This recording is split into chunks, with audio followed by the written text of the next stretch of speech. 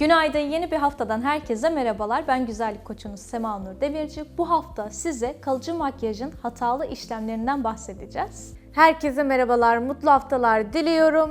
Ben güzellik koçunuz Esma Demirci. Bu hafta yine Sema ile devam ediyoruz. Şimdi sizlere hatalı yapılan bir microblading işlemini paylaşmak istiyorum. Zaten microblading işlemi normalinde de çok önerdiğimiz bir işlem değil ama yapıldığında da bu kadar da hata olmasın dediğimiz bir işlem. Görselimizde de şimdi gördüğünüz gibi görüyor musunuz? Kişinin kaşı çok ince. Bazen geliyorsunuz, istiyorsunuz, diyorsunuz ki kaşlarım çok ince ama çok kalın istiyorum. İşte bu kadar kalın istiyorum. Şöyle olur mu, böyle olur mu? Bunun Modaya uymak istiyoruz. Evet, modaya bu kaş modaya uyulmuş bir şekilde ama Evet. yapısı bu değil mi? Ama baktığınızda modaya uymuyor. Yani şekil modaya uyuyor ama görüntü güzel görünmüyor. Mevcut kaşın hangi işlemi yaptırırsanız yaptırın, pudralama olsun, microblading olsun, mikropigmentasyon işlemi olsun.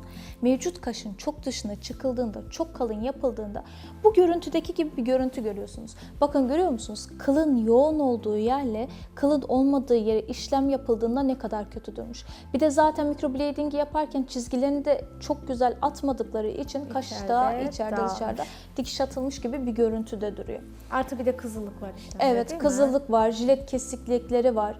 Onun için kalıcı makyaj işleminde pudralama kaş ya da microblading işlemi tercih ediyorsanız, bunları yaptırıyorsanız mevcut kaşınızın bir tık fazlasını çıkarak yaptırmanızı öneriyoruz. Çok fazla kalın yaptırmanız durumunda hangi işlemi yaptırırsanız yaptırın böyle bir görüntüyle karşılaşacaksınız. Artı bu kaşta yapılan bir işlem de bence şu olmuş. Öncesinde kahve boya kullanılarak microblading yapılmış, Evet. o rengi kızıllaştırmış. Sonrasında kişi rutuşa geldiğinde, bu işlemlerde kesinlikle rutuş oluyor zaten. Rutuşa geldiğinde kumral tonlara göre bir renk uygulanmışlar, o renk de grileşmeye başlamış. Yani kaşa iki renk uyguladıkları için kumral, gri, kahverengi, kızıl bir görüntüye sebep olmuş. Bir de işlemi yaparken baskısını da eşit ayarlayamadığı için Evet. uzman dalgalı bir görüntü olmuş. İşlemi yaparken baskıyı her zaman eşit seviyede yapmanız gerekiyor ki açıldığında da kişinin kaşı eşit görüntüde açılsın. Ama bir tarafı çok bastırıyorsunuz, bir tarafı bastırmıyorsunuz. O zaman bir taraf açılacak, bir tarafta dövme görüntüsü olacak, dağılacak, bulanık bir görüntü olacak. Görselde de, gözüktüğü evet. gibi çizgi var ama sanki ipin bir tarafı incelmiş, bir tarafı kalın gibi görselde tık tık tık belli oluyordur direkt. Zaten en başında büyük hatası fazlasıyla kılın dışına çıkılıp çok kalın yapılması. Evet, bu tarz kaşlarla çok sık karşılaşıyoruz. Peki bu kaşlarda gezmesini kişinin istemiyoruz. Biz bu kişiye ne yapabiliriz? Bu kaşları nasıl düzene sokabiliriz? Şöyle, öncelikle kesinlikle gelin yapalım, üstünden tekrar düzeltelim diye bir şey olursa bunu asla önermiyoruz. Çünkü bu kaşa ne yapılırsa yapılsın yine bu görüntüyü kapatması için bu kadar kalın uygulanmasından dolayı aynı yapay görüntüyü yine görürsünüz. Bir de aksine üstüne kat kat işlem uygulanacağı için hem açılmada çok büyük sorun yaşayacak, hem deri tekrar travmaya uğrayacak, Hem de kalan olmadığı yerler evet, daha çok belli fazla olacak. parlayarak belli edecek Yenileme kendisini. işlemini unutun.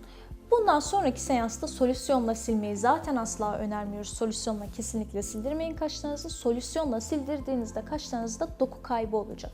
Doku kaybı Ama genelde oluşması da solüsyon çok talep ediliyor. Solüsyonla sildiriliyor. çünkü Neden? solüsyon çok yeni çıkan bir işlem ve insanlar bunun nasıl sonuçlar olduğunu, nelere yaşayacaklarını daha bilemiyorlar. Birçok danışanımızda görüyorum solüsyonla sildirdikten sonra deride doku kaybı oluyor. Bu doku kaybı nasıl biliyor musunuz? Dikiş attırıyorsunuz, orada deri parlak oluyor, gözeneksiz bir deri oluyor. O deriye ne kıl ekimi olur, ne kalıcı makyaj işlemi olur, ne de o kaştaki boyayı silmek için herhangi bir lazer falan asla uygulanmaz. Yani bu solüsyonla açılan işlem deriyi deforme ediyor, Evet. kabuklandırıyor, kabukla birlikte boyayı alıyor. Boyayı da alırken aynı zamanda deriyi de kezzap dökmüşsünüz gibi zarar veriyor. Aynen öyle zarar veriyor. Bunun için önerim sağlıklı bir lazer cihazıyla kaşlarınızı sildirmeniz. Ama bu her lazer cihazı da değil.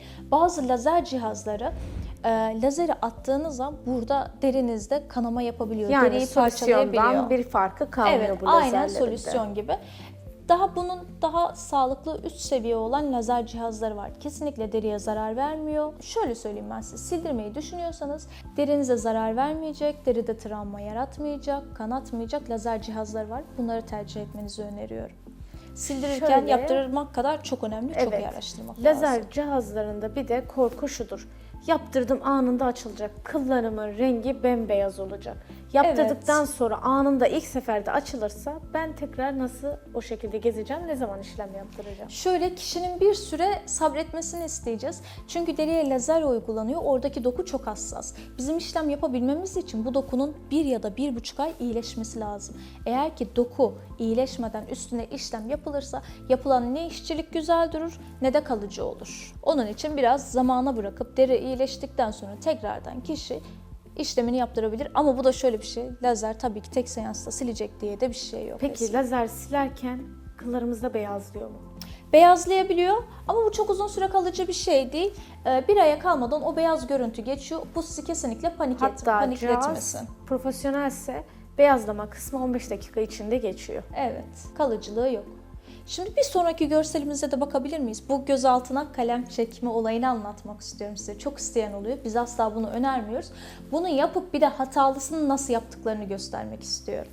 Evet, bu Esma'nın uzmanlık alanına daha çok girdiği için yapılan hataları bize daha çok anlatabilir, aydınlatabilirsin diye düşünüyorum.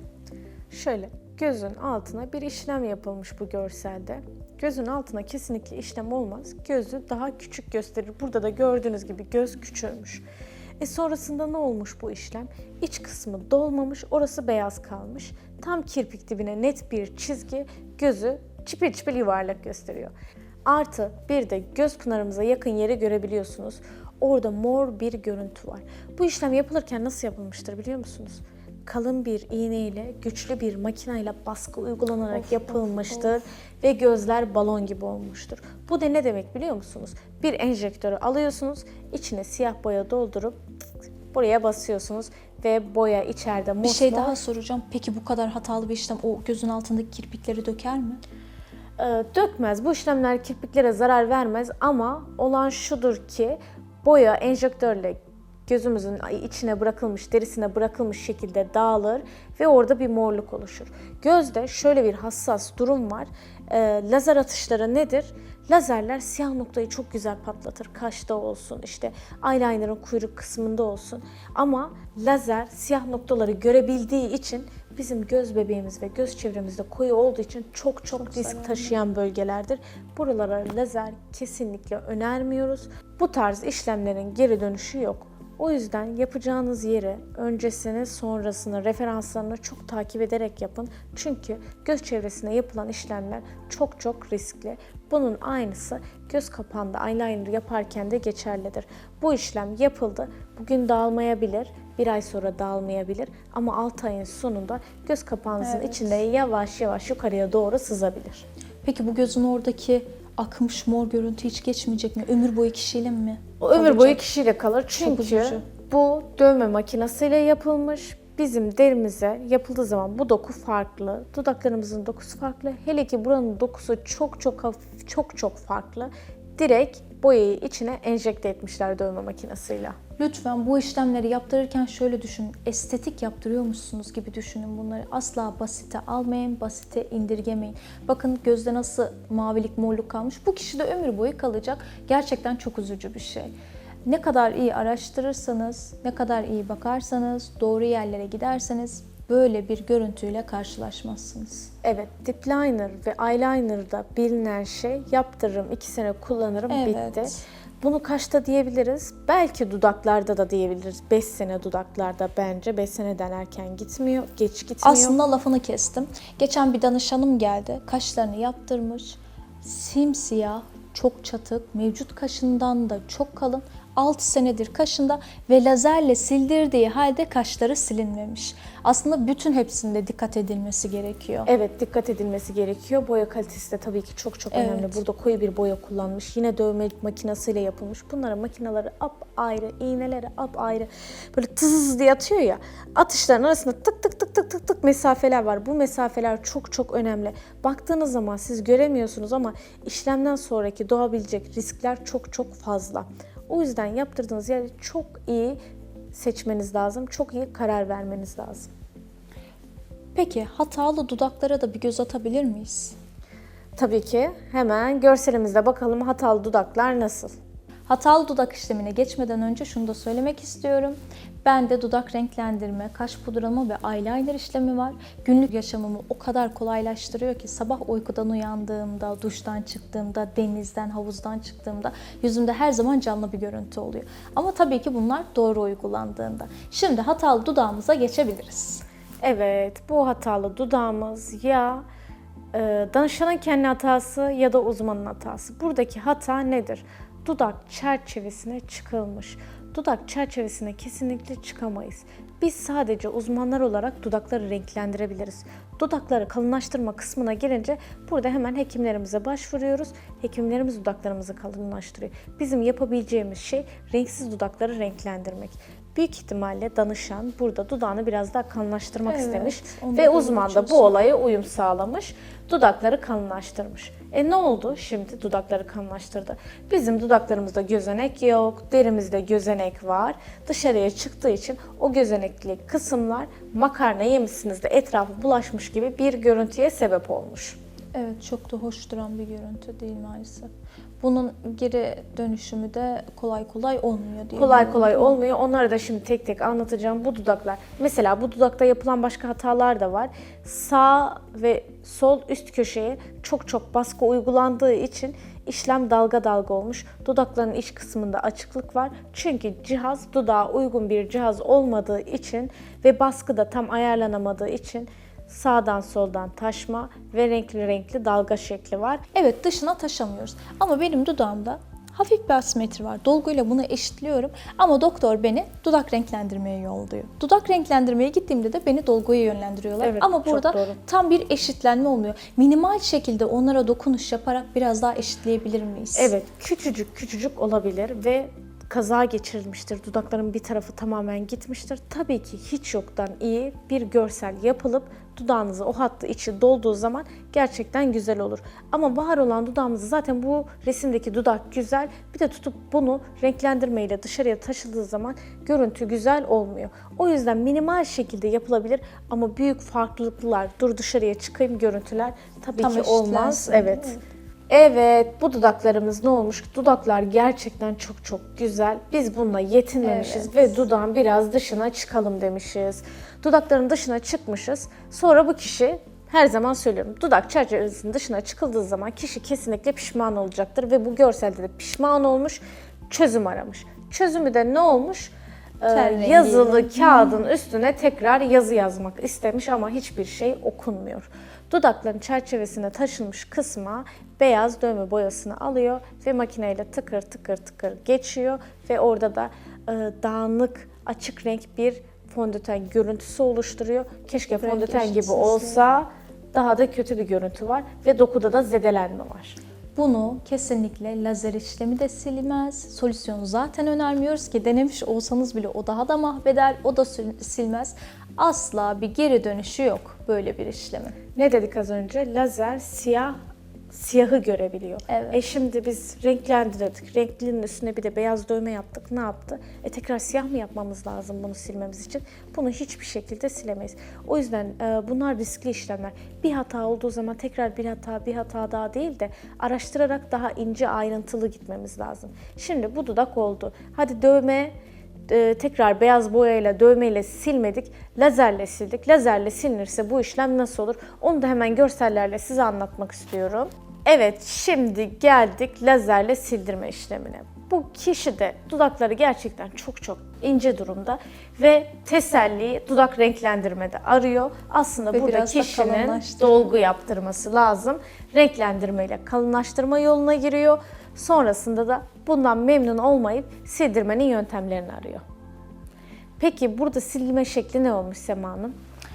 Genelde silerken şöyle bir şey de yapıyorlar. Oradaki rengi lazer görsün diye siyah bir boyayla boyayıp siyah boyanın üstüne de lazeri atıyorlar. Az önce ne görsün. dedik? Lazer Evet. siyahı görür. Siyah boyayla boyadıkları için de lazeri atsalar bile orada açılma Boyama asla demişken olmuyor. bu kalemle boyama değil. Yine dövme Evet, makinesiyle siyahla- dudak çerçevenize siyah siyahla çerçeve geçiliyor geçiyor. ki Evet, lazer açılsın. bunu görsün diye. Ama Nasıl ki göz kapağındaki deri ince deri ise ve lazer çok sakıncalı diyorsak ki lazer attırsanız bile çok zor açılıyor ince deride. Dudak derisi de aynen o şekilde. Ne kadar yaptırırsanız yaptırın belki binde bir kişide açılma olur ama onun dışında açılmayı çok zor yaşarsınız. Lazerde kolay kolay açılmaz. Hele ki bir de eski haliyle kalsa bence daha iyiymiş. Bir de siyah renkte boyatınca dudakta pek de bir hoş bir görüntü durmuyor. Evet, Diğeri hoş biraz bir daha idare edilebilir. Üstüne ruj sürersin, kapatırsın Kalem falan ama çekebilirsin. düzeltmek için böyle bir çözüm yoluna başvurmak da çok sağlıklı değil açıkçası. Şöyle, bu dudakları genelde çerçevesini kalın yapanlar neden bu kararı veriyor, neden böyle olduğunu, olabileceğini düşünüyor. Hemen size anlatayım. Dudak kalemini alıyorlar, dudak çerçevelerini çiziyorlar. Bu dudak kalemi zaten kremsi bir dokusu var. Sizin gözeneklerinizi dolduruyor ve düşünüyorsunuz ki evet bu bana oldu. Ben bunu kalıcı makyajla da yaparsam oldururum diye düşünüyorsunuz. Ama kalıcı makyaj yapıldığı andan itibaren sizin teninizin şeklini alıyor. Ne oluyor? Kalem gözenekleri doldururken kalıcı makyaj gözeneklerinizi doldurmadan net bir görüntü oluşturuyor. O yüzden çerçeve kısmı hoş görünmüyor. Peki Esma bir şey daha soracağım. Şimdi dudak pudralama yapılıyor ya da dudak renklendirme.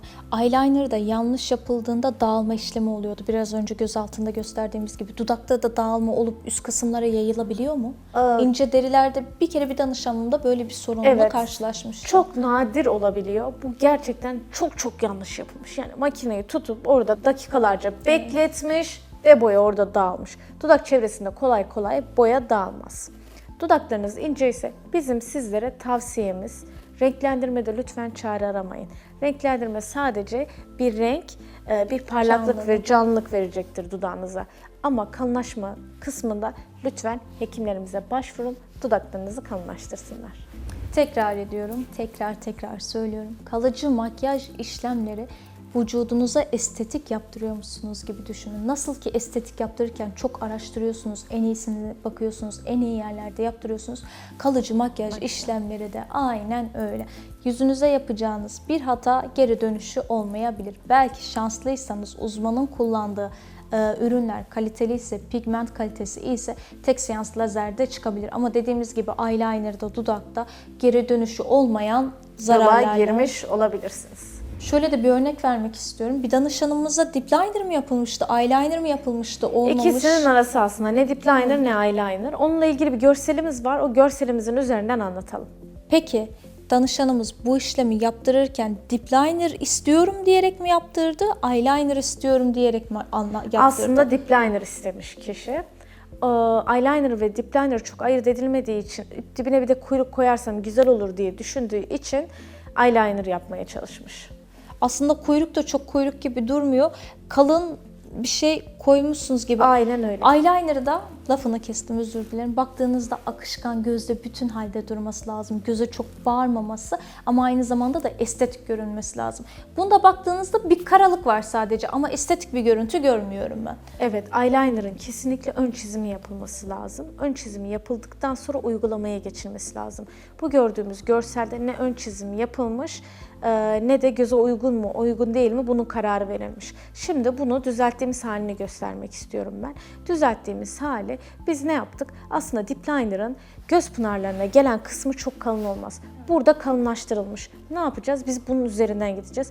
Kuyruk pıt diye yukarıya kaldırılmış. Ne yapacağız? Biz bunun üzerinden devam edeceğiz. Önce gözlerin ölçüsüne göre bir ön çizim yaptık. Ön çizimden sonra işleme geçtik.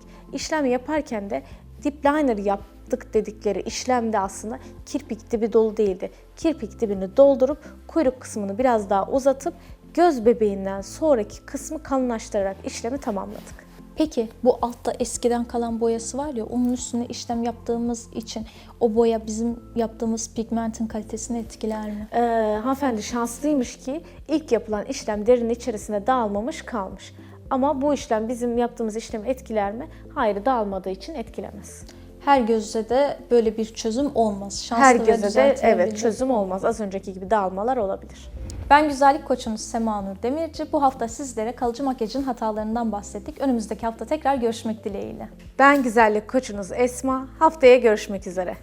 8'e sağlık tüm hızıyla devam ediyor. Şimdi sırada arkadaşlarımızın hazırladığı görüntüler var. Hep birlikte izleyelim.